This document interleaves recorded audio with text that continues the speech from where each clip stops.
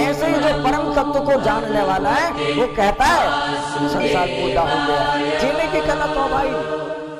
ओम नमो भगवते वासुदेवाय। ओम नमो भगवते वासुदेवाय।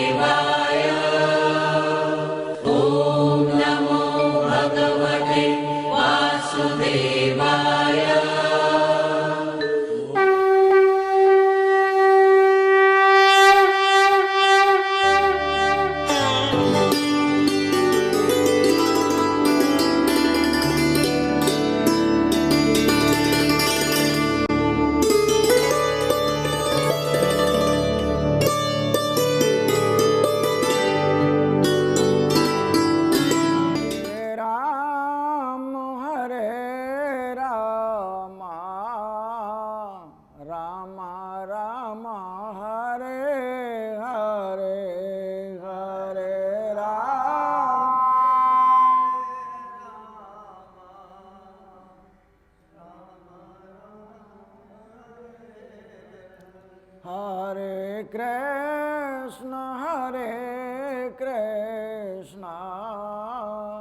कृष्णा कृष्णा हरे हरे हरे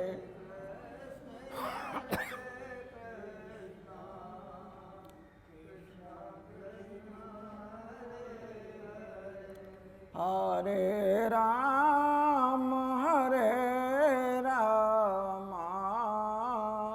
राम राम हरे हरे हरे राम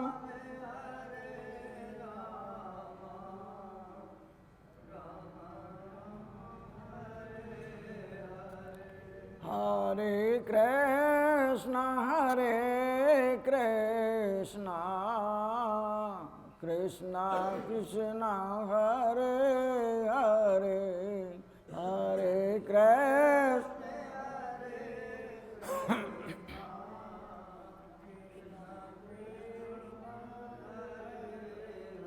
बोलो सच्चिदानंद घन भगवान की जय, आनंद कंद भगवान की जय, अपने अपने गुरुदेव भगवान की जय।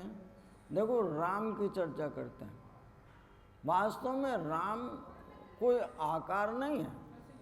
हम उसे कहीं बाहर ढूंढने जाएं, तीर्थ में चले जाओ, कहीं किसी आश्रम में किसी महात्मा के पास चले जाओ, रास्ता बताया तो जा सकता है, लेकिन जिसको दिखा है, जो अनुभव है, जो जानता है, वो किसी को दिखा नहीं सकता है। कितना ही प्यारा चेला हो, शिष्य हो, या कितना ही प्यारा किसी का बेटा पोता पत्नी हो, वो किसी को दे नहीं सकता है, क्योंकि वो अमृत है। इस समुद्र से, जिसको संसार रूपी समुद्र कहते हैं, उसमें 14 रत्न निकले, जलद में नहीं। जलद कहते हैं जलाशय, जो समुद्र है उसमें से कोई रत्न नहीं निकला है।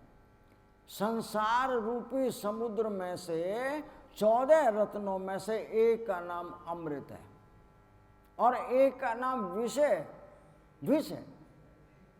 जो विष है उसे पीकर लोग मर जाते हैं, संसार में ही बना है। और जो अमृत है उसे पीकर लोग अमृत हो जाते हैं, अमर हो जाते हैं। वो कभी मरे नहीं, कोई बीमारी नहीं आए, कोई कलेश नहीं आए, कभी दरिद्रता नहीं आए।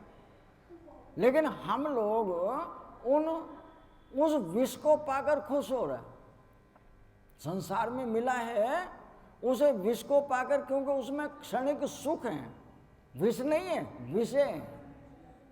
जो विषय हैं उन विषयों को, चाहे वो कान से सुनने वाले हों, आँख से देखे जाने वाले हों, जिह्वा से चखने वाले हों, या इंद्रियों के द्वारा अनेक जगहों पर सुख देने वाले हों, हम उन सबको कहते हैं बहुत स्वाद है। क्या कहना है? आनंद आ गया। लेकिन आनंद उन विषयों में नहीं है। जो विषयों को छोड़कर जीता है, विषयों को भोगना बुरा नहीं है, लेकिन विषयों के द्वारा जो खरीदा गया है, जो विषयों के द्वारा विषयों का गुलाम हो गया है, जिसकी बार बार आवृत्ति होती रहती है, मानो विषय उसे खा रहे हैं, हम समझ रहे हैं विषयों को हम भोग रहे हैं। और विषय कहते हैं जो बात हम में है वो कहीं नहीं है। और संत कहते हैं कि जो आदमी विषय को भोगे, भोग कर वहीं छोड़ जाए। नौकरी करने वाले जितने लोग हैं, जब तक ड्यूटी पर हैं तब तक उन्हें अपने काम की याद है। ड्यूटी से छुट्टी हो गई, बस्ता बंद किया, अपने घर को चले गए। अब तो ड्यूटी की बात याद नहीं आनी चाहिए, लेकिन कहीं ना कहीं कोई गलती हुई होगी, उसकी बार बार आवृत्ति होती रहती है।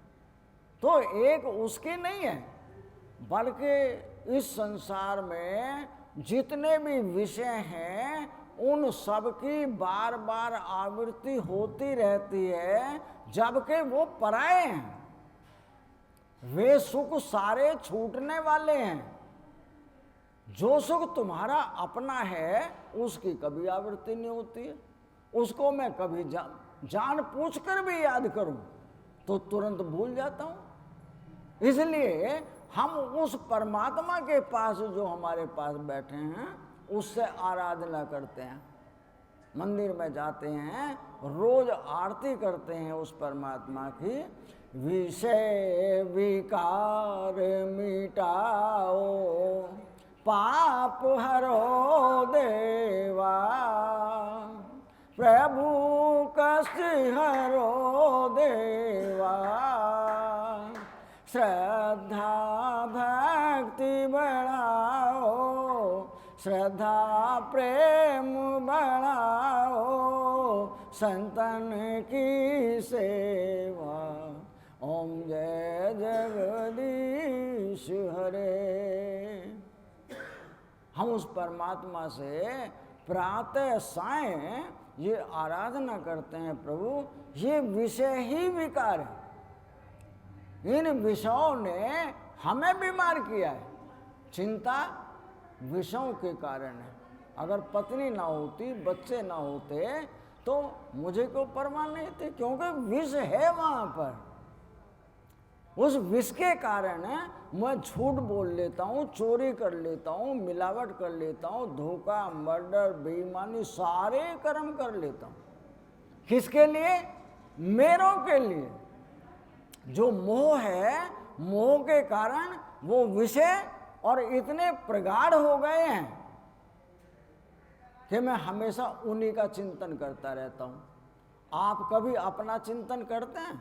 कोई विचार कर देखे। एक जगह एक महात्मा जी कह रहे थे अपने शिष्य को कि बेटा यहीं बैठे रहना, मैं अभी आता हूँ। कोई आए और जाए तो उसे बैठा लेना। गुरुजी को आधा घंटा लग गया आने में। गुरुजी आए, कहने लगे बेटा तुम यहीं बैठे हो? क्या आपने कहा था ना यहाँ बैठने के लिए, मैं बैठा हूँ। कि तुम झूठ बोल रहे हो, तुम तो यहाँ 1 मिनट भी बैठे ही नहीं। कभी घर पहुँच गए, कभी अपने स्कूल में पहुँच गए, कभी अपने साथियों में पहुँच गए। यानी मन से तन से यहीं बैठा है। मन बाहर ही विचार करता है।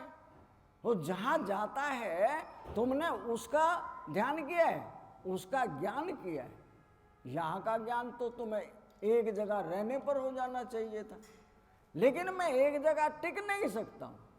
और जो चिंतन भी करता हूँ, मनन मंथन भी करता हूँ, वो भी दूसरों का करता हूँ। तो दूसरे क्या हैं? मुझे क्षणिक सुख देने वाले विषय, जिनका मुझे सुख मिलता है वो कितना है कि अभी खाना खाया, शाम को फिर भूख लगेगी, शाम के खाऊंगा तो सवेरे फिर लगेगी। जिनकी बार बार आवृत्ति होती है, मैं उन विषयों से बंध गया हूं। ना मिले तो मांगूंगा, मांगूंगा नहीं तो किसी दूसरे के पास आश्रय लूंगा। चलो भाई तुम्हारे साथ हम भी थोड़ा बहुत बीड़ी पी लेते हैं, हुक्का पी लेते हैं, खुद तंबाकू खा लेते हैं।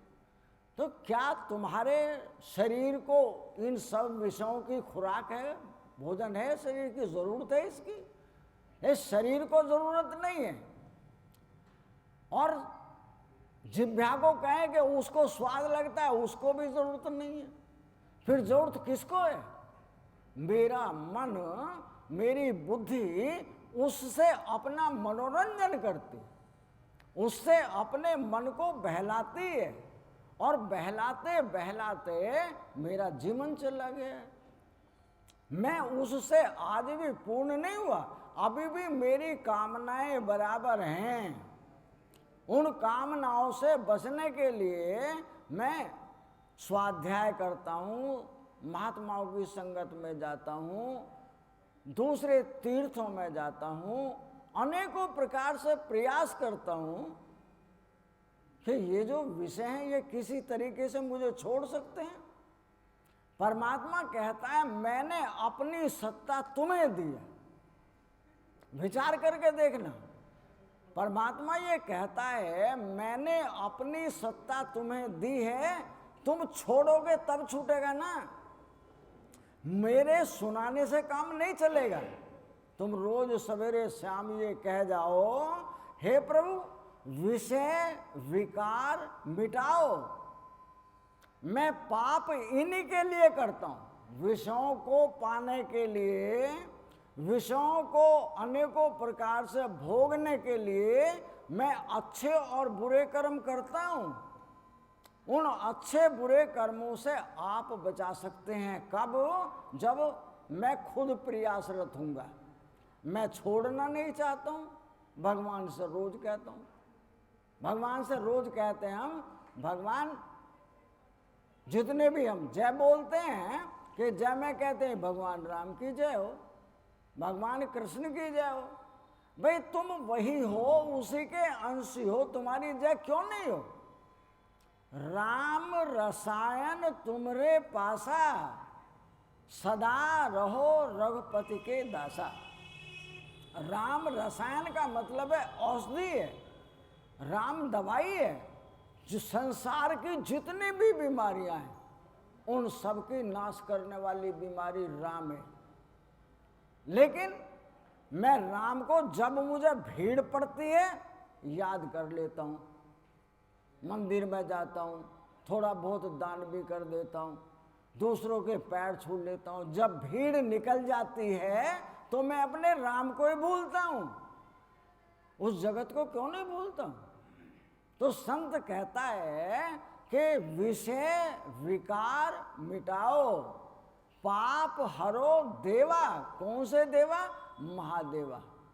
महादेव का मतलब सारे जगत का जो व्यापक है, जो सबके रोम रोम में व्यापक है, वो दिखाई नहीं देता, दिखेगा भी नहीं, अनुभूति होती है। तो उस राम से मैं प्रार्थना करता हूं कि हे प्रभु जो विकार तुम्ही ने बनाए हैं, बिना इन विकारों के संसार नहीं है। जो संसार है मैं इन विकारों को भोगते भोगते ऊबा नहीं, आप इन्हें मिटाओ और मुझे शांति प्रदान कर दो। शांति कब मिलेगी? कि मेरी बुद्धि ऐसी करो जो मैं उन महात्माओं की संगत में जाकर उनकी सेवा करूं। क्या मिलता है उनसे? मुझे शांति मिलती है। एक बालक हमें बीकानेर में मिला, उसकी माँ कह रही महाराज हर समय टेंशन में रहता है, कोई उपाय है? मैं कहा उपाय तो है, हमने खूब इलाज कराया, अब भी 2 टाइम गोली खाता है। टेंशन की वजह से ये सो नहीं सकता, 2 टाइम गोलियां खाता है। तुम्हारे घर में क्या काम होता है? कहते सुनार की दुकान भी है, कपड़े की दुकान भी है। गोली खाएगा तो दुकान पे बैठ जाएगा, और गोली अगर ना मिले तो पागलों जैसी बात करता है, इसे कुछ पता नहीं है मैं क्या करूं। मैंने हमारे पास दवाई तो है, पर तुम करोगे? मुझे यहाँ कर लेंगे। इस बालक से 11 दिन कम से कम 21 आदमियों को रोज भोजन कराओ।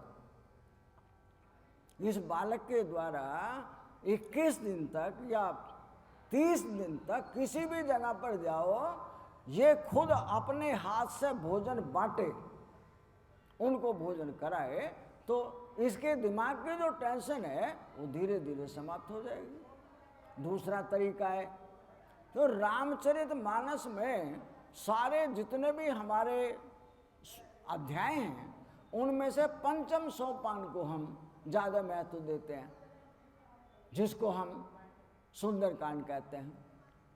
नहीं, उसका पाठ तो कई बार कर लेता है, पाठ नहीं करना है। पाठ करने का मतलब है ये रेडियो है, टीवी है, कंप्यूटर है, सुबह से शाम तक गाते रहते हैं, उन्हें उसका बोध थोड़ी होता है। हम सुनते रहते हैं, सुनने से बोध थोड़ी होता है, स्वयं करने से होता है।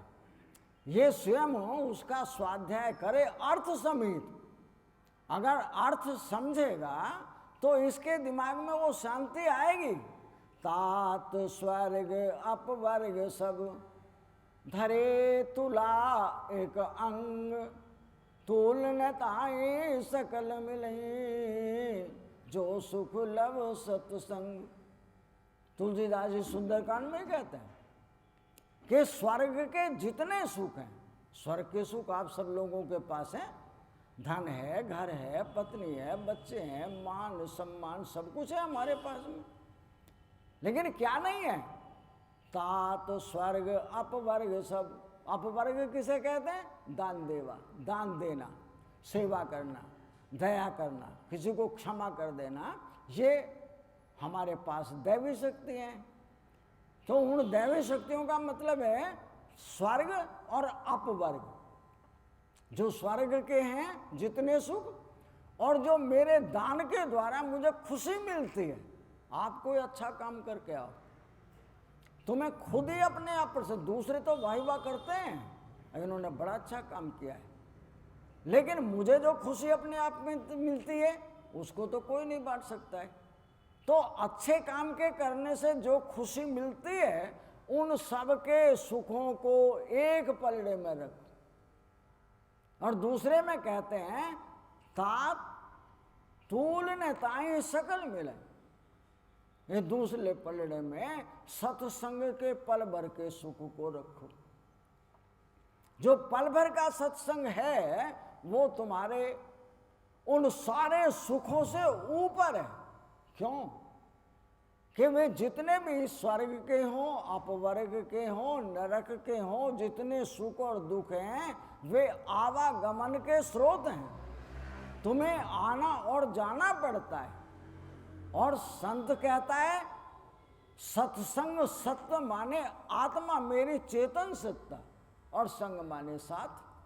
जो उसके साथ जाकर बैठता है चाहे दुनिया के सब काम करे, लेकिन वो आधा घंटा, 20 मिनट, 15 मिनट, 10 मिनट, हमारे शास्त्र तो कहते हैं एक घड़ी आधी घड़ी और आधी में भी याद। संत कहते हैं एक घड़ी 24 मिनट की बैठती है, 64 घड़ी होती है 24 घंटे में। उन 64 में से एक घड़ी 23 मिनट की बैठे, 24 मिनट की एक घड़ी आप भगवान का भजन करें। एक घड़ी नहीं, आधी घड़ी 12 मिनट दे दें, और 12 मिनट भी नहीं दे सकते हैं तो 6 मिनट ही दे दें। आधी में से भी आधी और आधी की आधी। उससे क्या होगा कि जन्म मरण में मैंने जितने भी अपराध किए हैं वे सारे के सारे अपराध धीरे धीरे कट जाएंगे। सो संत तो हमें जगाते हैं कि जितने भी सुख थे उन सुखों के बदले में दूसरे पलड़े में पल भर का सत्संग था। और सत्संग क्या कहता था? परोपकार। और देखो हमारे साथ परोपकार, कल तो यहाँ चादर बिछी थी, आज चादर उतर गई, कल को ये दरिया भी उठ जाएंगी, परसों हमारे पंखे वंखे जो चल रहे हैं ये भी बंद हो जाएंगे। क्या बढ़िया परोपकार है।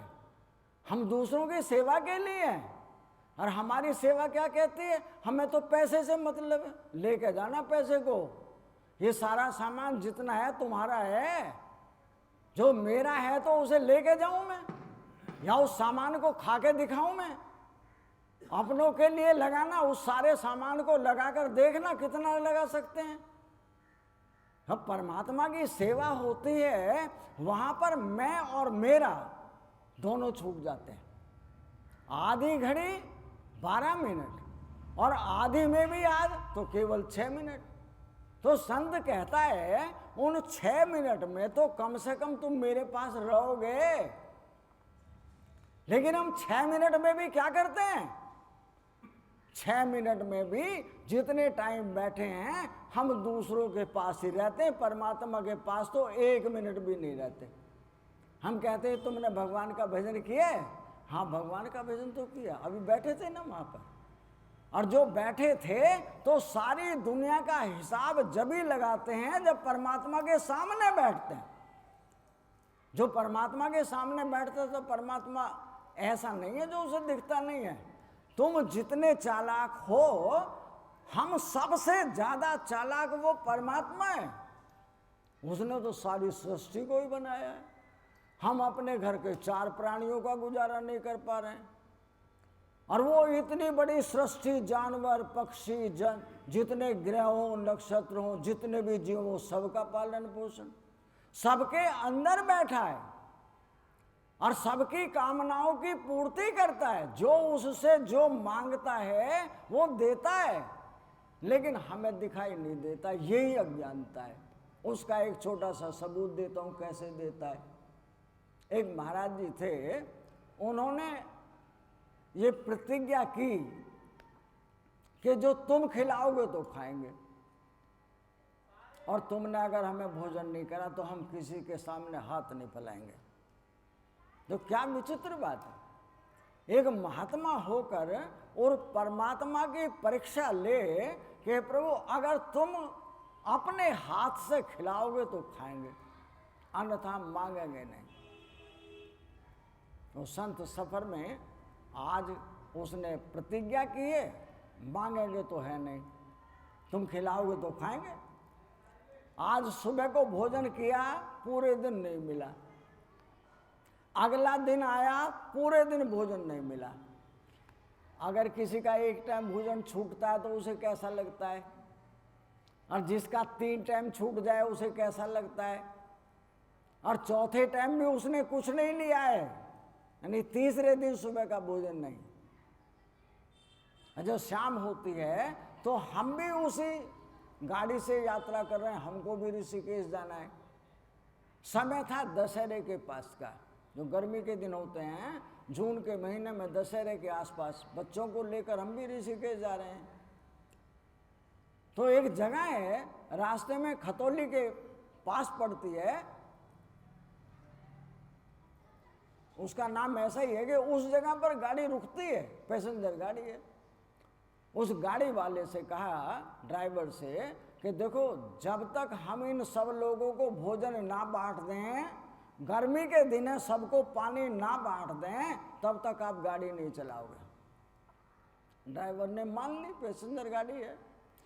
अब वहां पर सारे लोगों को उन्होंने 4 पूरी के अंदर भी सब्जी और 4-4 करके 2 जगह पर 8 पूरी अखबार में लपेट लपेट कर पूरी गाड़ी में बांट रहे हैं, भोजन ले लो। हमने कहा भैया हमारे पास तो है कि तुम्हारा सुबह काम आ जाएगा, ताज़ा ले ना आपका। वो सबको बांट रहे थे, जिसको पानी ना हो पानी ले लो। तो उस स्थान पर उस बाबा को कहा, बाबा भोजन। बाबा की आंख में पानी आ गया, आंसू आ गए, कि भोजन देने के लिए तो आया है, पर 3 दिन के बाद। हम बाबा से कुछ पूछ रहे थे, माँ बाबा क्या बात है? कुछ नहीं। अब थोड़ी देर के बाद में वो भोजन देने वाला फिर आया कि बाबा भोजन, कि मिल गया, कि कल सुबह का भी लेते जाओ। मानो तुम कल को भी मांगोगे नहीं। उस बाबा की चीख निकल गई, बड़े जोर से रोया। वो कहता है, अब कहता है तू कल को भी नहीं मांगेगा, अब तो खा, कल का लेता जा। हमारे से रुका नहीं गया। बाबा बात बताओ क्या? बराबर में बैठे हैं, कह ले कुछ नहीं है। मगर कुछ तो है, अब सच्ची बात बताओगे। तो बाबा अपनी बीती हुई बात बतला रहा है कि मैंने भगवान से कहा, प्रभु मैं मांगूंगा नहीं, अगर तुम खिलाओगे तो खाऊंगा। मैंने परसों सुबह भोजन किया था, आज परमात्मा देने के लिए आए हैं। परसों से मैंने भोजन नहीं किया। मैं बाबा हम तो बच्चों वाले हैं, भोजन तो हमारे पास था कि मांगना नहीं था ना, मुझे खिलाना था। अब कहता है तू कल सुबह को भी नहीं मांगेगा, कल सुबह का भी लेता जा। तो परमात्मा हमारा कितना दयालु है कि वो हमारी माँ है। जो हम चाहते हैं माँ के मन में वो विचार हमारे से पहले पहुंच जाता है। हमारा बालक क्या चाहता है, ये भूखा है, प्यासा है, ये क्या चीज चाहता है। ऐसे ही मेरे परमात्मा के जो अंदर है वो विचार अपने आप उत्पन्न होता है।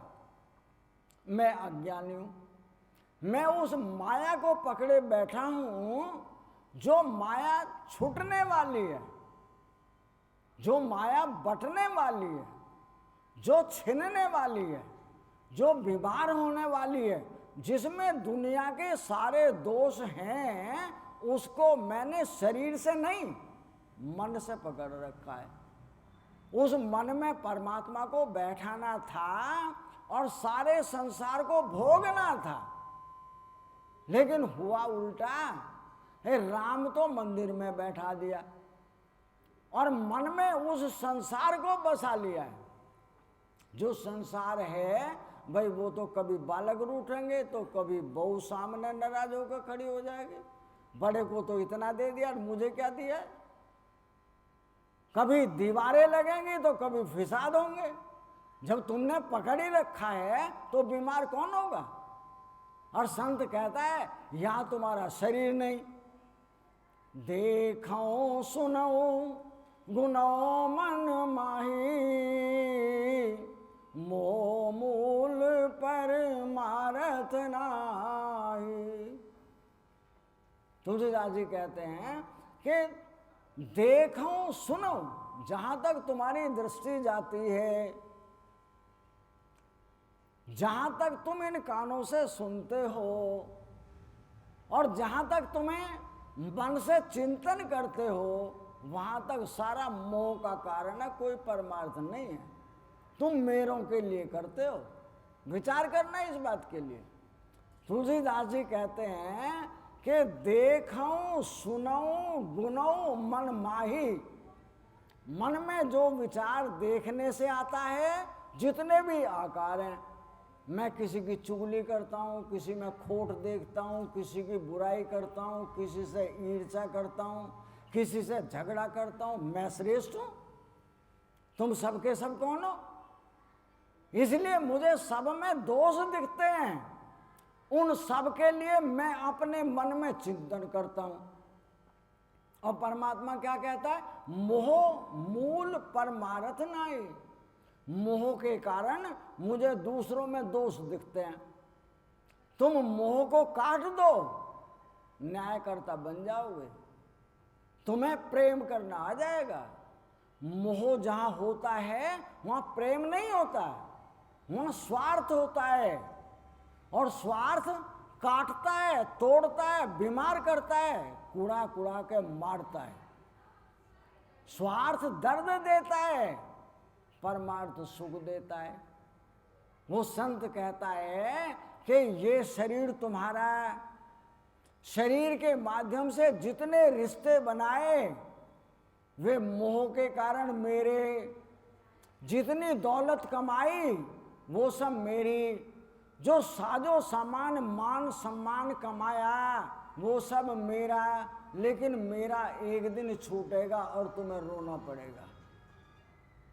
उस रोने से पहले वो संत हमें जगाकर कहते हैं कि यहां तुम्हारा शरीर नहीं, शरीर के द्वारा जितना भी कमाया हुआ साजो सामान है वो तुम्हारा नहीं।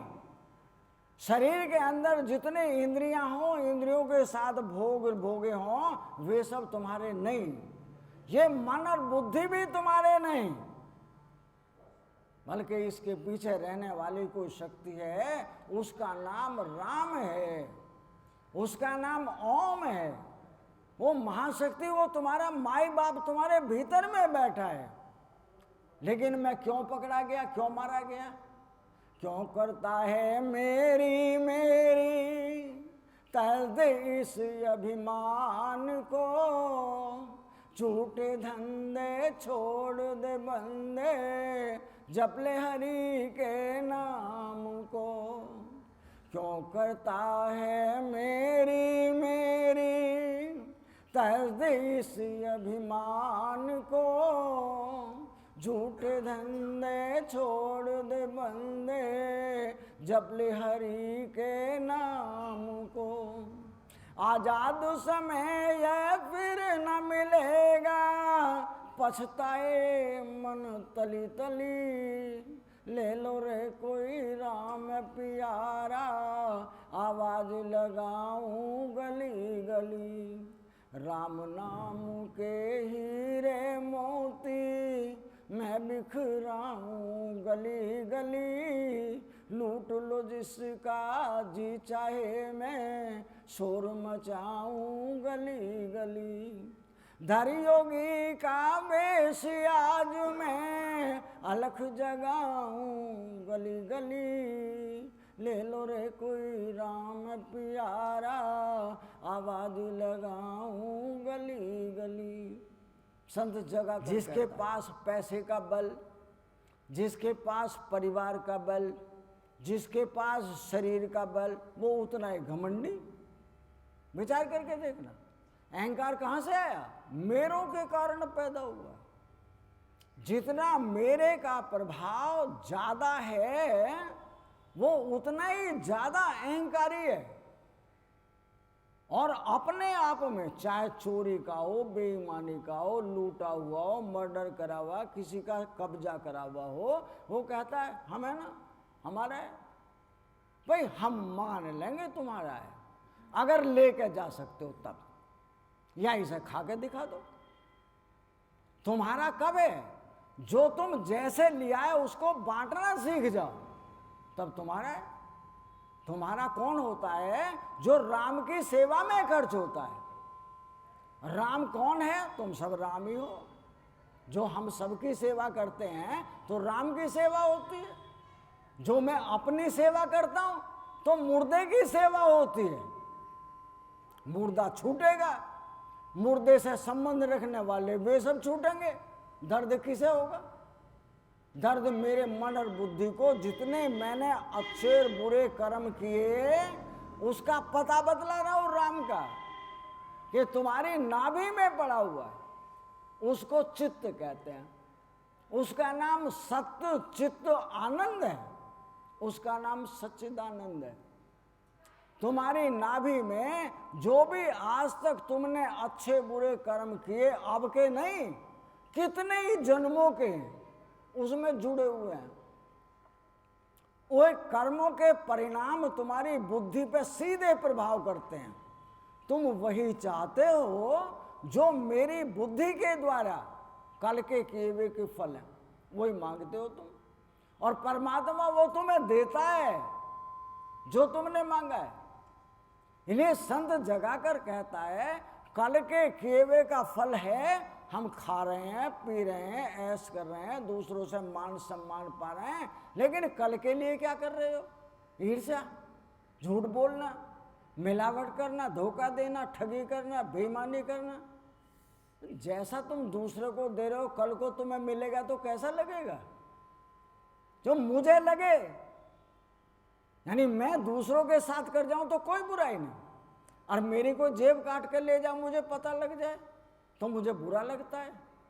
यार मेरी जेब काट ली, मेरा मोबाइल छीन लिया, और तुम्हारा तो मोबाइल छीना है, तुमने तो दूसरों को लाखों को मारा है। मैं अपने को भूल जाता हूं। इसलिए इस माया नगरी में, इस लंका में कोई भी काम करना अपराध नहीं। इसलिए संत कहता है, क्यों करता है मेरी मेरी। यहां तेरा अपना पहले भी कुछ नहीं था, अकेला आया था। जब अकेला आया था तो यही मिला था सामान। उस सारे सामान को मैं मेरा कहने लगा, और जो जो मेरा मैंने कहा, मैं सामान ही हो गया। विचार करके देखना, मैं स्वयं को भूल गया मैं कौन हूं? मैं उस सामान के साथ ऐसा बंधा कि सामान ही मैं हो गया। परमात्मा कहता है ये सामान तुम्हारा नहीं है, हमारा है। जो देता है वो बहुत बलवान है, उसे अपना सामान लेना आता है। जो सामान देता है, घर हो, रिश्ते हो, नाते हो, धन दौलत हो, मान सम्मान, दुनिया का सारा सामान उसी का है। लेकिन जिसका है, ना तो मैंने उसे दिया, ना मैंने उसको बांटा, बल्कि मैं मेरी कहता रहा। ये सब मेरा है। मेरा वो होता है जो मेरे साथ रहे, जो मेरा साथ छोड़ दे और मैं अलग हो जाऊं, वो सामान अलग हो जाए। तो वो कहता है यार हम तो तुम्हारे साथ सारा जीवन बिता गए, तुम हमारे साथ नहीं चलोगे। वो यहाँ का सामान कहता है तुम्हारे जैसे बहुत आए थे, इस सामान को मेरा कहने वाले। हमारा किसी से मोहब्बत नहीं है, तुम्हें जाना है तो जाओ। इसलिए वो सामान भी उसको तिरस्कार करता है। हमारे संत कहते हैं कि जो स्त्री सारी जिंदगी प्राणनाथ कहकर उसकी सेवा करती थी, ये मेरा प्रियतम है, और प्रियतम मर रहा है। वो कहता है प्रिय कम से कम तुम तो हमारे साथ चलो। वो कहती है प्रीतम ये दुनिया की रीत बड़े विचित्र है, यहाँ कोई किसी के साथ नहीं जाता है। जो आया है जब अलग होता है तब पता लगता है। मेले में तो सब मिल जाते हैं, मिले हुओं में ये मेरी बुद्धि आनंद का अनुभूति। कोई किसी का बुरा करने जाते हो, जो किसी के बारे में बुरा विचार लेकर आए हो, उसे कल के लिए टाल दो। हो सकता है कोई संत मिल जाए, कोई सद्बुद्धि आ जाए कि दूसरे का विनाश होने से भी बच जाए और तुम भी बच जाओ। नहीं तो तुम बुरा करोगे जरूर, परिणाम है पर्दा उठेगा जरूर। इसलिए संत जगाता है जो कल करना और जो आज करना हो उसे अब फिर कब आएगा? जब चिड़ियन ने चुग खेत लिया, फिर पछताए क्या होवत है। उठ जाग मुसाफिर भोर भई, अब रैन कहाँ जो सोवत है। संत जगाता है ए मुसाफिर, जो सफर में जाता है वो जागते हुए सोता है। अगर सो गया गाड़ी निकल जाएगी, ये शरीर रूपी नौका ये बह जाएगी, तुम्हें कुछ नहीं मिलेगा। चिड़ियन ने चुग खेत लिया, मेरी श्वास आती रही जाती रही, बूढ़ा हो गया, मुझे ये याद ही नहीं आया कि इसमें रहने वाला कोई और है। मेरी उम्र को एक एक श्वास करके पूरी कर गया, मुझे उसका बोध ही नहीं हुआ है। तो संत हमें जगाते हैं, लेकिन हम जगने के बावजूद भी हम सोए हुए हैं। हमारी निद्रा कैसी है? मोह के कारण टूटती ही नहीं। मेरे हैं ना ये, मेरे तुम्हें जूते मारें, गालियां दें, अपमान करें, लेकिन फिर भी मैं मेरों को छोड़कर राजी नहीं हूं जैसे साथ लेके जाओगे। जो मेरे हैं वे किसी को अटैक नहीं पड़ता है, मोह के कारण अटैक पड़ता है। मोह के कारण ब्रेन हेमरेज होता है, मोह के कारण ये पैरालिसिस होता है। अगर मेरा ना हुआ था होता तो बुद्धि में विकार नहीं होता। मुझे किसी व्यक्ति ने, मैंने एक पॉलिसी कराई, वो कहने लगा पहले तुम्हारा मेडिकल होगा, तुम्हारी 60 साल से ज़्यादा उम्र हो गई है, कल को मर गए तो हमें पैसे भुगतने पड़ेंगे।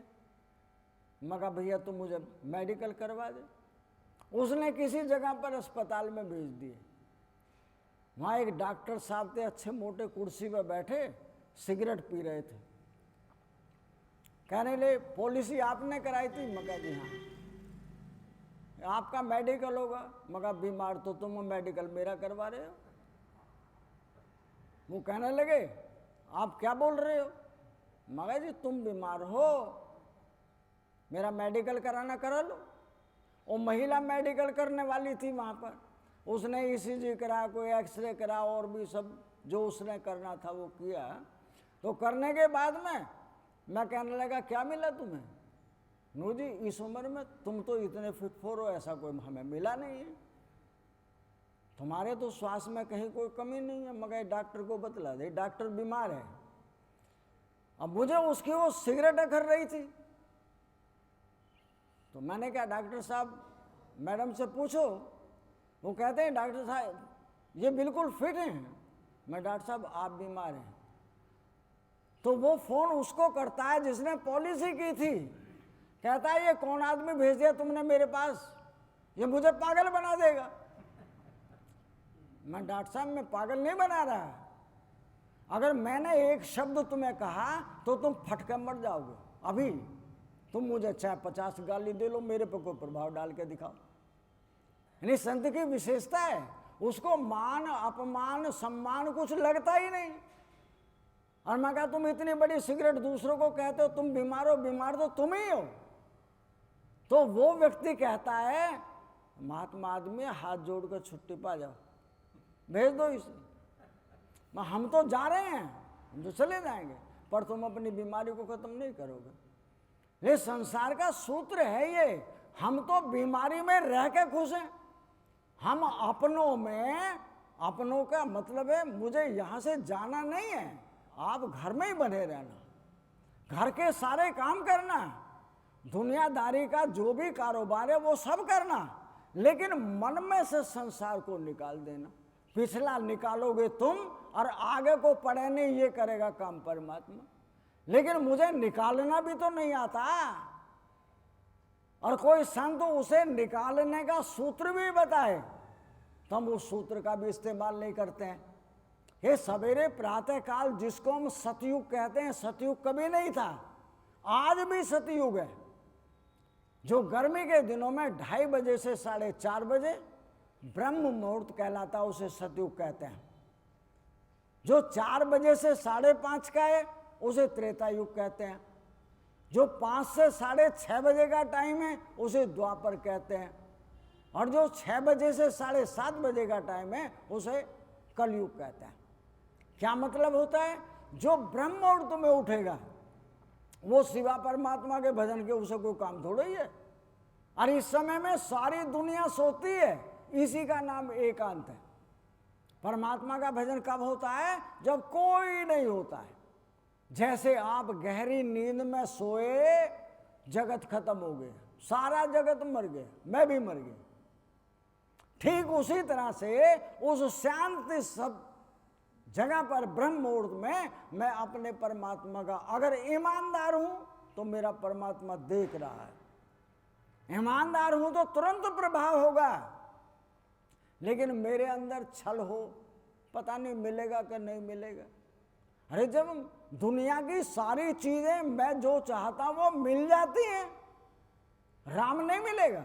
जरूर मिलेगा, लेकिन मेरी अज्ञानता के कारण मैं बाहर से ठगा गया। जो मेरे हैं, अपने हैं, मित्र हैं, शत्रु हैं, वो मन में बस गए। उन्हें निकालने के लिए मुझे साधना करनी पड़ती है, और जो परमात्मा एक बार उंगली पकड़ ले वो छोड़ता नहीं है। परमात्मा का अपना नियम है कि या तो कोई मेरे पास आए नहीं, आने से पहले कहता है धन चाहिए, स्त्री चाहिए, मान सम्मान चाहिए, कोई कारोबार चाहिए, ले जाए यहां से।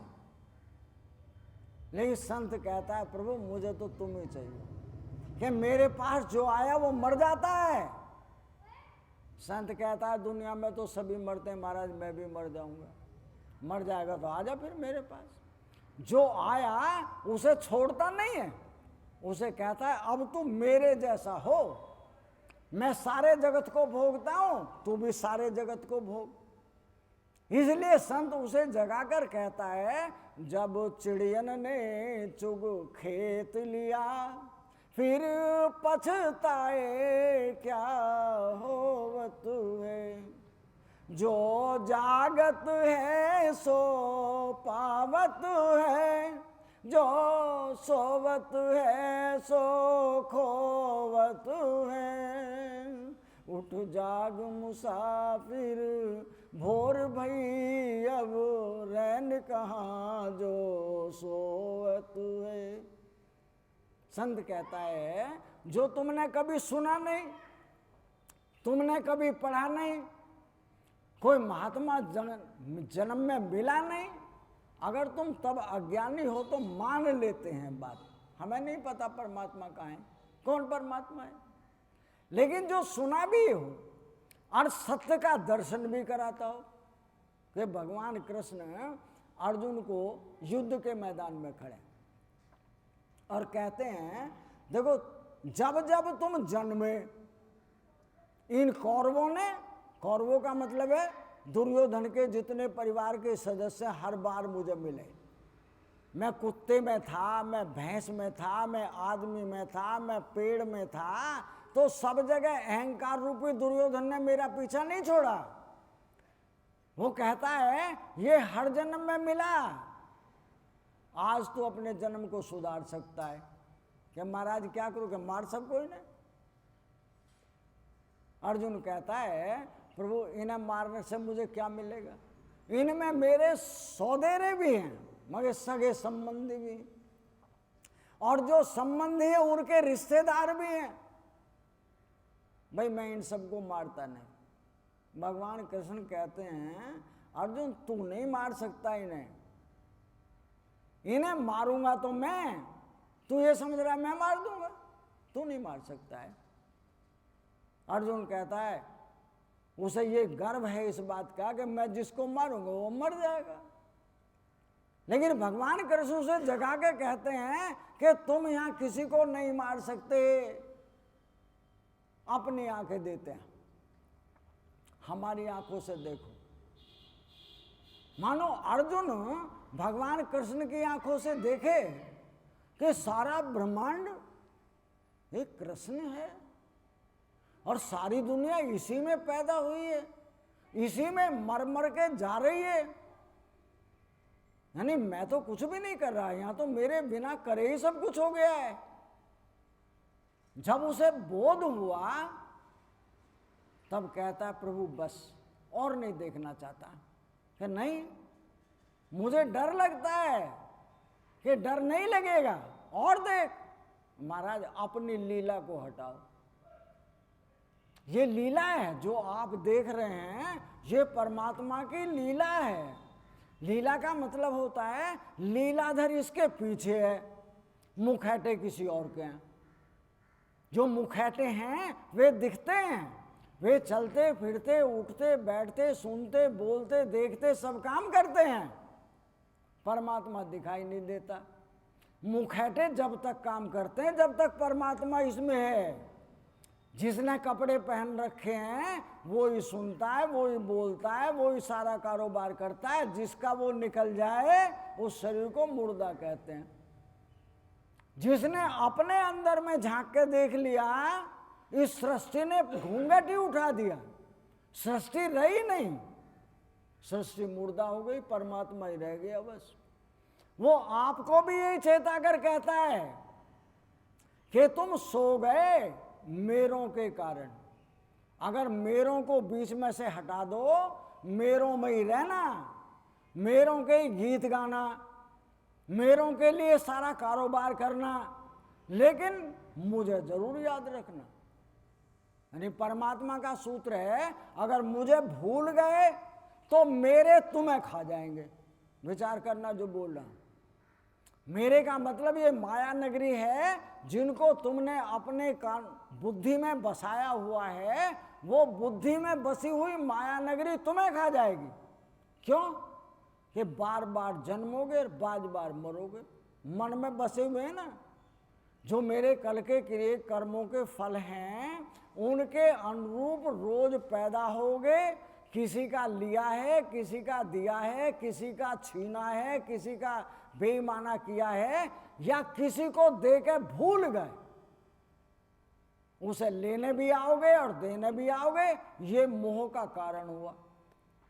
और जिसने अपनी बुद्धि में परमात्मा को बसा लिया, तो परमात्मा तो माया नगरी को छोड़ता नहीं। वो तो जैसे कूड़ी में आग लगा देते हैं, कूड़ी सारी जल जाती है। अच्छा कूड़ा हो, बुरा कूड़ा हो, ईमानदारी का हो, बेईमानी, अब वो क्यों नहीं देखिए, अग्नि सारे को खत्म कर देती। राम भी ऐसा ही है कि कैसे तुमने अच्छे से अच्छे कर्म किए हों और कैसे ही बुरे से बुरे कर्म किए हों, उन सारे कर्मों को भस्मीभूत बनाकर, यानी माया नाम की चीज कोई नहीं रहती। माया का मतलब लीलाधर तो रहता है, लीला करने वाला नहीं रहता। जब भेद खुल जाता है तो मैं हूं, ये जगत मैंने बनाया, मैंने इस जगत में सारी सृष्टि में सबको सारे खाने पीने मौज मस्ती करने का सामान दिया, लेकिन यहां जो इस मौज मस्ती में करने गया वो मेरे पास लौट कर नहीं आया।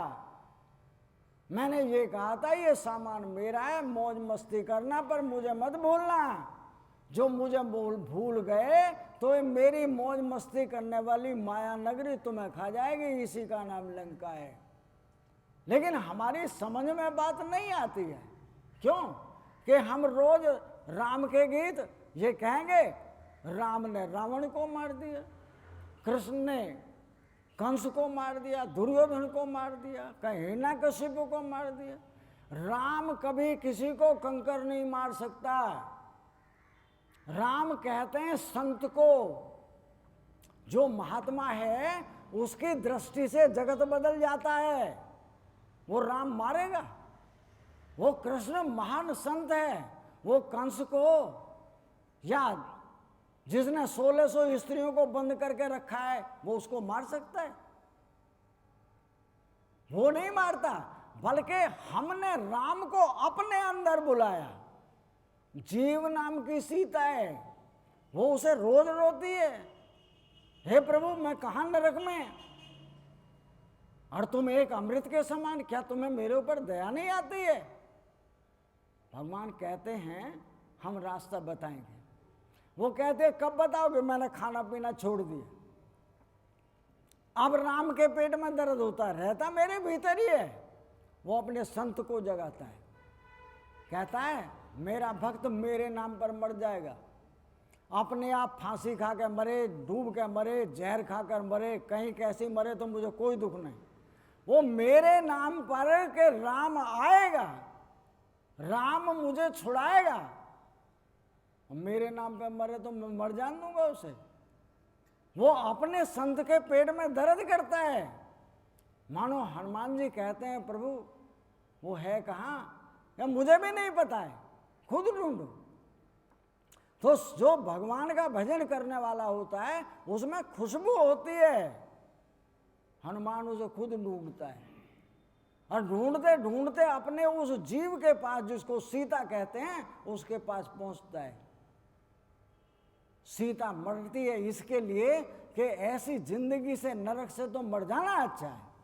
ये मेरे हैं, रोज अपमान करते हैं, ताड़ना देते हैं, रोज अनेकों प्रकार की जो नहीं होने वाली थी वे समस्याएं मेरे सामने खड़ी करते हैं। तो आज के आदमी कैसे हैं? उनमें धैर्य खत्म हो गया है, उनमें सहनशीलता नाम की कोई चीज नहीं रह गई है। अरे मरना नहीं, ये बेशकीमती शरीर है, परमात्मा ने अपना स्वरूप दिया है, इसलिए कि जाओ तुम अपने आप को हमेशा के लिए मुक्त कर सकते हो। फिर कभी इस दुनिया में आना जाना नहीं पड़ेगा, कभी कोई बीमारी, कोई चिंता, कोई कलेश, कोई दरिद्रता नहीं आएगी। तुम संसार के राजा नहीं महाराजा हो। उसके लिए परमात्मा ने हमें यहाँ भेजा, और हमने उसके शरीर को अग्नि को समर्पित कर दिया, अपनी फांसी लगा के मर गए। हम समझते हम छूट गए, तुम छूटे नहीं, और तगड़े बंधन में बंध गए। इसलिए उस बंधन से बचने के लिए हमें वो संत रास्ते में कभी कभी जगाने के लिए आते हैं लेकिन कोई भाग्यशाली होते हैं जो जगने के लिए पहुंचते हैं। वो संत उन्हें कहता है कि यहाँ पर ये बाजार हमारा है, बाजार में खूब खाना, खूब रहना, सारे काम करना, लेकिन रहना ऐसे जैसे सोने वाला व्यक्ति रहता है। सोने वाले व्यक्ति के पास वो अपने परिवार के बीच में सोता है, अपने परिवार वाले अपनी अपनी नींद सोते हैं। यहाँ मन में कोई विचार नहीं, सारा संसार मर जाता है। जब वो उठता है फिर दुनिया चलनी शुरू हो जाती है। संत उस सामान को पहले निकाल देता है। हे प्रभु, ये माया नगरी तुम्हारी थी, मैंने तुम्हें सौंप दी। मैं आपका कर्जबंद था, आपका कर्जा आपको चुका दिया। अब वो महात्मा कैसा हो गया है? वो चलता फिरता मुर्दा है। परमात्मा जैसे दूध में से मक्खन निकलकर अलग हो जाता है, वो फिर कभी दूध में नहीं मिल सकता है। ऐसे ही ठीक वो संत भी है जिसने अपने शरीर में से निकालकर उस परमात्मा को अलग कर दिया है। जो अलग हो गया है वो महात्मा नहीं है, परमात्मा है। उसका एक कदम पड़ता है, वो तीर्थ का राजा है। वो जिसके घर जाता है उसकी बीमारियों को हर लेता है। वो जिस पर दृष्टि डालता है उसकी किस्मत को बदल देता है। वो महात्मा साधारण नहीं होता है, महात्मा परमात्मा का स्वरूप है। परमात्मा कभी पैदा नहीं होता है, महात्मा के अंदर में परमात्मा पैदा होता है। लेकिन हमारी अज्ञानता है, हमें सारे कपड़े रंगे हुए महात्मा ही दिखते हैं। और वो हमारे जैसे ही ठग भी हो सकते हैं। उन्हें भी धन चाहिए, आश्रम चाहिए, हवाई जहाज़ों में सफ़र चाहिए, दुनियादारी का कारोबार चाहिए। किसके लिए? लेके जा सकते हो, खा सकते हो, पहन सकते हो, क्या करोगे? यानी बंधन से छूटना नहीं चाहते, उस बंधन को पकड़े लेना चाहते हैं ताकि हम रोज मरते रहें, रोज पैदा होते रहें। तो दुनिया का परमात्मा का दस्तूर ये नहीं है। परमात्मा तो कहता है कि जब तुम्हें मैंने मानव तन दिया है, वो कहता है प्रेमी भर कर प्रेम में तू ईश्वर के गुण गाया कर, मन मंदिर में गाफिला तू झाड़ू रोज लगाया कर। प्रेमी भर कर प्रेम में तू ईश्वर के गुण गाया कर, मन मंदिर में गाफिला तू झाड़ू रोज लगाया कर। सोने में तो रात गुजारी, दिन भर करता पाप रहा। सोने में तो रात गुजारी, दिन भर करता पाप रहा। इसी तरह बर्बाद तू बंदे करता अपना आप रहा। प्रातः समय उठ ध्यान से सत्संग में तू जाया कर। प्रेमी भर कर प्रेम में तू ईश्वर के गुण गाया कर। संत में जगाते हैं प्रेमी जो परमात्मा का चाहने वाला है, वो घर में गृहस्थ में भी रह सकता है, वो किसी नरकीय घर में भी रह सकता है, वो अच्छे से अच्छे घराने में भी हो सकता है। तो जो परमात्मा का भजन करने वाला है वो रात दिन ये खोजता है, ये दर्द कहाँ से पैदा होता है, ये बीमारी कहाँ से आती है, ये चोट क्यों लग जाती है, ये मेरे तेरे अपने पराये कहाँ से बन जाते हैं। वो उसकी खोज करता है, और जो खोज करता है वो एक दिन अपनी मंजिल पर कब पहुँचता है? प्रेमी भर कर प्रेम में तू ईश्वर के गुण गाया कर। यानी परमात्मा को गीत बहुत पसंद है। विचार करना, परमात्मा को अपना कोई गीत हो वो बहुत पसंद है। तो जो उसका संत होता है उसको जो जगाता है, तो जगाते टाइम उसको कहता है मेरा गीत गा, मेरी कथा सुन। जगाने का मतलब होता है कि जब तू मेरा गीत गाएगा तो मुझे बहुत अच्छा लगता है।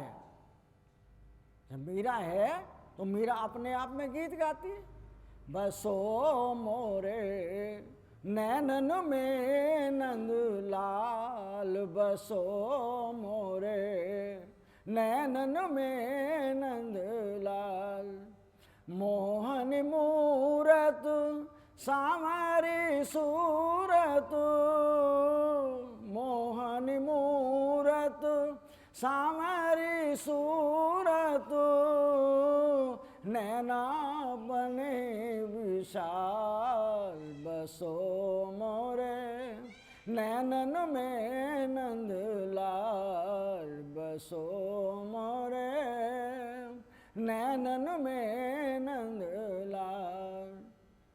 मेरा क्या कहती है कि वो ऐसा गीत गाए कि इतना खींच कर बोला जाए जो मन को संसार की बात विचारने के लिए आए ही नहीं।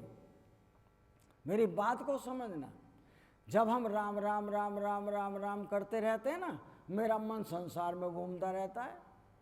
राम राम जिह्वा से चलता है, मन संसार का भजन करता रहता है। और जब मैं कोई गीत खींच कर बोलता हूं तो मेरा श्वास इतना खिंच गया कि उसे संसार में विचार करने का समय नहीं है। इसलिए मीरा उस गीत को जितना खींचकर बोलती है तो उतना उसे अपने अंतःपुर में आनंद आता है, उसका राम जगता है। और जगे हुए से कहती है, प्रभु तुम्हें मेरे ऊपर दया नहीं आती?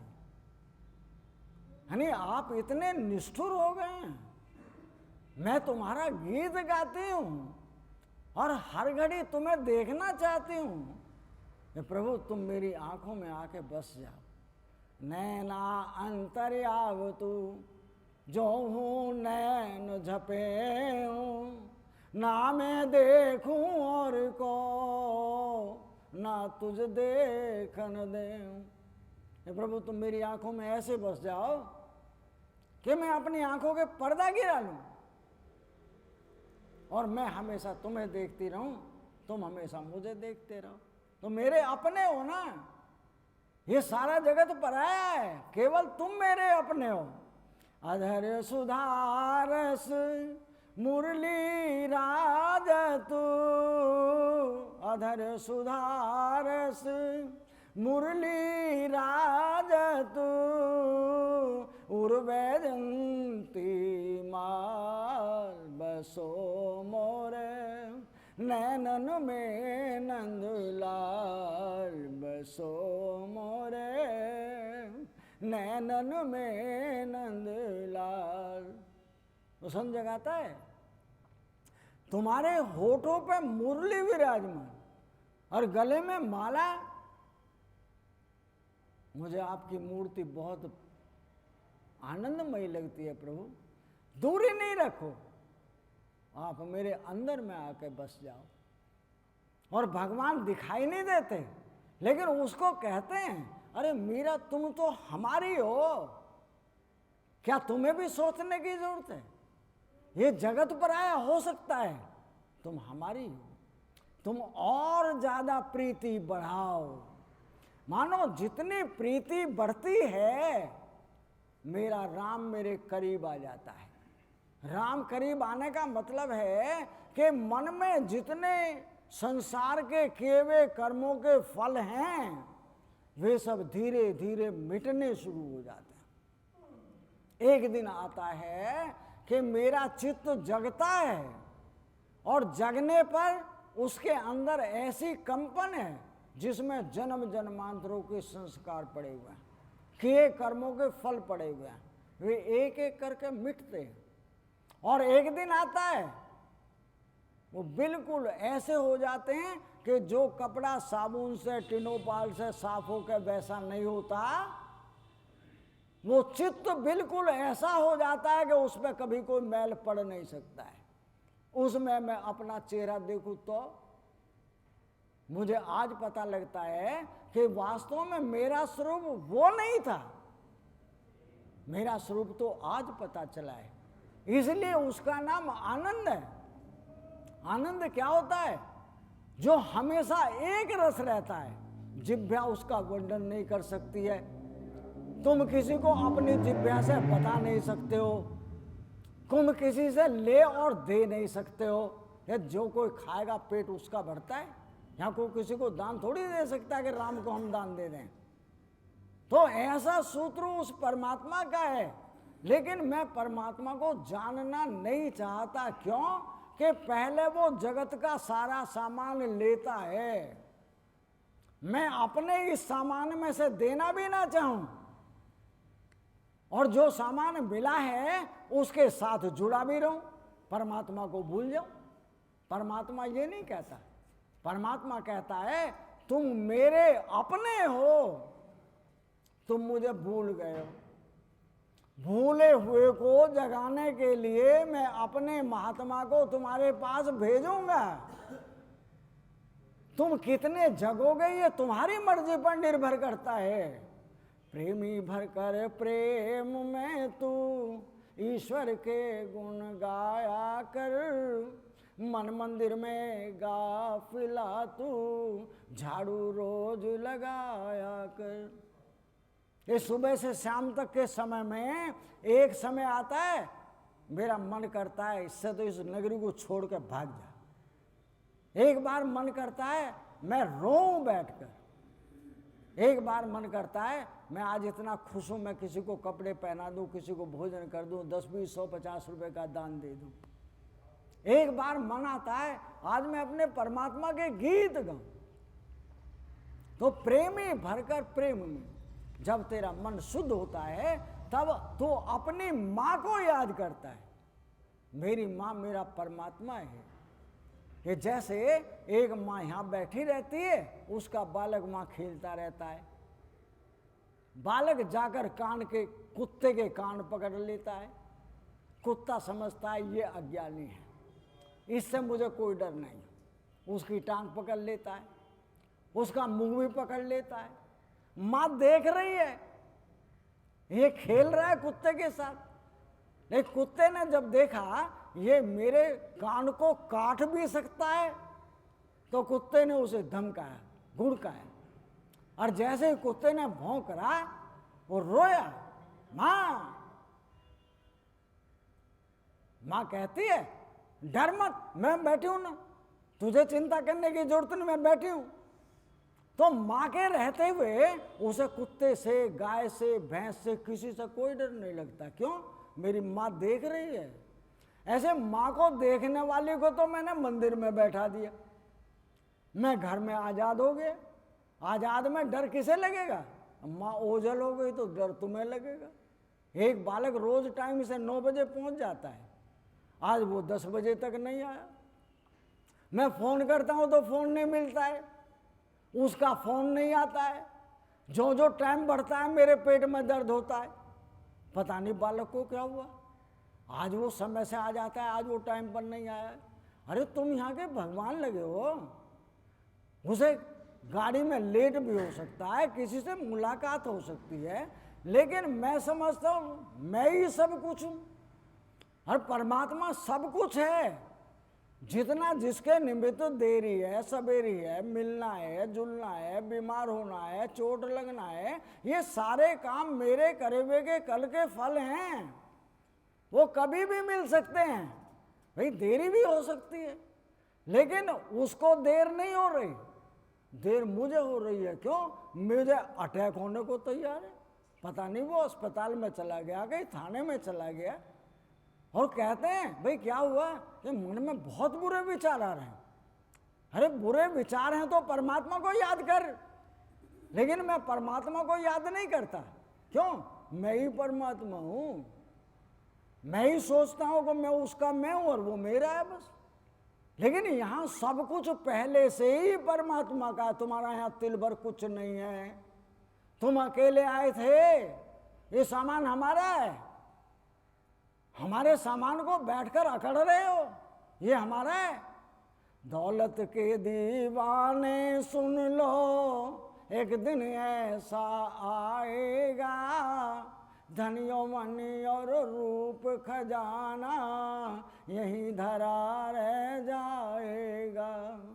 दौलत के दीवाने सुन लो, एक दिन ऐसा आएगा, धनियो मनी और रूप खजाना यही धरा रह जाएगा। तेरी सुंदर काया माटी होगी, चर्चा होगी गली गली, ले लो रे कोई राम प्यारा, आवाज लगाऊं गली गली। राम के दीवाने को कोई नहीं कहता, उसे कहते महात्मा को ने मांगने वाला होगा, पड़ा होगा कहीं। एक दौलत वाला अकड़ के बैठता है, कहता हम इतने के मालिक हैं, करोड़ोंपति हैं, अरबोंपति हैं। अरे तुम यहाँ से ले जा नहीं सकते, खा नहीं सकते, बांट नहीं सकते, तुम्हारा है क्या यहाँ पर? ये सारा माल पहले से ही पराया है, पहले से मिला हुआ है, और तुमने बढ़ा दिया, कल आने वाले वे और बढ़ा लेंगे। लेकिन ये खाने के, खर्चने के, इस्तेमाल करने के लिए मिला है, अपने आप को उससे बांधने के लिए नहीं मिला है। एक दिन ऐसा आता है कि सारा साजो सामान मुझे यहीं छोड़कर जाना पड़ता है, तो मुझे क्या करना है? उसे परम तत्व को, वो परम तत्व कौन है? जो प्रेमी भरकर प्रेम में, जब तेरा मन गाने में हो तो उस परमात्मा का गीत गाओ, और ऐसा गीत गाओ जो खींच कर बोला जाता है। उससे क्या होगा कि जैसे जैसे गीत की गति बढ़ती जाती है, वैसे वैसे मेरे पाप जो हैं वो क्षीण होते जाते हैं, और जो मेरे पुण्य हैं वे बढ़ते जाते हैं। अर्थात जो दैवी शक्तियां हैं वे मजबूत होती जाती हैं, और जो आसुरी शक्तियां हैं वे मरती जाती हैं। हमारे यहाँ पर एक हमारे हेडमास्टर थे, कुछ लोग जानते होंगे, पथिक जी के नाम से, दीपचंद पथिक। एक दिन शाम को, आज की तारीखों में 7:30-8 बजे रिटायरमेंट के टाइम पर इस ब्रह्मपुरी में से जा रहे थे। उस समय सड़क बहुत छोटी थी ये, अब बूढ़ा आदमी और बूढ़ी साइकिल हो, उस पे आदमी कैसे चलेगा, बिल्कुल किनारे पर जा रहे थे। एक स्कूटर वाला बार बार उसे हॉर्न दे रहा था। अब बूढ़ा कितने नीचे जा सकता है, और भीड़ शाम को कितनी होती है ये आप जानते हैं। लेकिन स्कूटर वाले ने पहले खूब हॉर्न दिया, और हॉर्न देने के बाद उस साइकिलों को ओवरटेक कर उनके आगे पहुंच गया। और जैसे ही आगे पहुंचोगे, भीड़ अपनी मर्जी की थोड़ी ही जो हम हटा देंगे, उस साइकिल के आगे जाकर फिर ब्रेक मार दी उसने। अब उसके ब्रेक लगने थे कि हेडमास्टर साहब नीचे गिर गए, और गिरना था, घुटना फूट गया, कोई अद्धा पड़ा था वो लग गया। वो स्कूटर वाले ने, जगह तो कमी थी, आगे वो जाके दुकान के सामने स्कूटर खड़ा करा, कहना बाबा चोट लग गई। अबे तू भाग जा यहाँ से। यानी विचित्रता देखो, वो कह रहे हैं तू यहाँ से भाग जा, नहीं तुझे ये लोग थाने में दे देंगे, तेरा पेट के मुंह बिगाड़ देंगे, तो भाग जा यहाँ से। बाबा तुम्हारा चोट लग गई, मैं डॉक्टर को दिखा दूंगा। अबे जो लग गई ये वापस नहीं जाने की, तू जा यहाँ से। इतनी देर में 4-5-6 आदमी इकट्ठे हो गए। वे कह रहे हैं तूने बूढ़े आदमी को मारा। बूढ़ा आदमी कह रहा भैया मेरी साइकिल इसके स्कूटर में लग गई, इसने मुझे नहीं मारा। वे सब कहने लगे चलो यहाँ से। तो बाबा ने अपने आप ही, अब बाबा से कहता बाबा अपना घर बता दे, मैं तुझे वहां छोड़ आऊंगा, तेरी साइकिल भी पहुंचा दूंगा। वो कहता तू अपने घर को जा। पता नहीं परमात्मा की मर्जी, छोटी सी चोट लग के उसने माफ कर दिया। मेरी हड्डी भी टूट सकती थी, और भी ज्यादा चोट लग सकती थी, इसलिए कोई बड़ी विपत्ति टालकर छोटी सी चोट में बिता दी।